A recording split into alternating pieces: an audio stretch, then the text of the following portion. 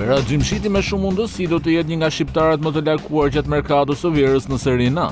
Mbrojtësi, pavarësisht eksperiencës dhe rolit kyç ndër vite, ndodhet në vitin e fundit të kontratës me Atalantën.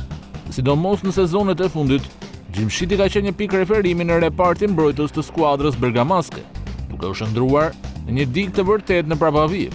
Megjithatë, mungesa e një oferte konkrete për rinovim nga drejtuesit e klubit ka shtuar gjasat për një largim në fund të sezonit.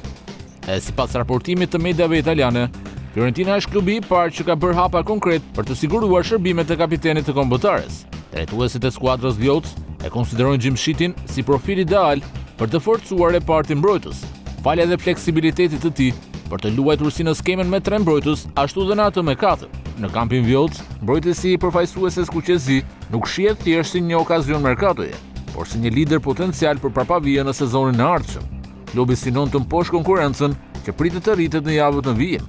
E ardhmja e Gjimshitit mbetet e hapur, qëndrimi në nivele të larta në Serie A është një opsion konkret, por nuk përjashtohen edhe ofertat e rëndësishme financiare nga kampionatet të tjera, përfshirë dhe ato arabe.